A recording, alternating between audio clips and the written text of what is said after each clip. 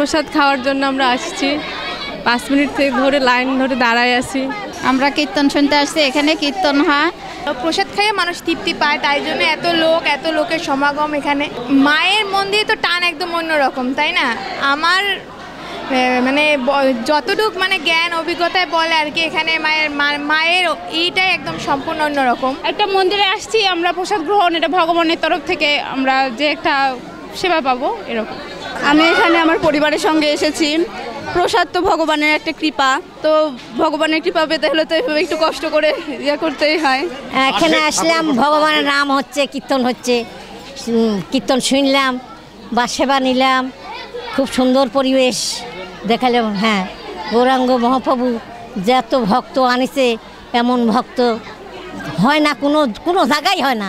56 প্রহর ব্যাপী একটা মহানাম হরিনাম সংকীর্তন, এর মূল উদ্দেশ্য জগতের সকল প্রাণীর সুখ সমৃদ্ধি সুস্থতা। এখানে জ্যৈষ্ঠ মাসের 11 তারিখে 1 তারিখ থেকে পাঠ কীর্তন হয়, ভাগবত পাঠ হয়, আমরা আসি। তারপরে এই যে 11 তারিখ থেকে নাম কীর্তন 7 দিন ধরে হয়। অনেক জায়গার ভক্তবিন্দু সবাই আসে। আজকের আমাদের এই অনুষ্ঠানটা বিশ্ব শান্তি গল্প আর কি, সমগ্র জাতির কামন এবং মঙ্গলায়তেই আমাদের এই অনুষ্ঠান প্রতি বছর পালন করা হয়। 40% বেশি গ্লো, বিশ্বের 1 নম্বর গ্লো ক্রিম, নতুন গ্লো এন্ড লাভলি। অনুষ্ঠানটা অনেক ভালো হয়েছে, আমরা সবাই তৃপ্তি সহকারে খেলাম, বেশ ভালো। নাটোরের জয়কালী বাড়ি, এটা প্রতি বছরই 56 প্রহর ব্যাপী হরিবাসর হয় বিশ্ব শান্তি কল্পে, এবং সেটা চলছে।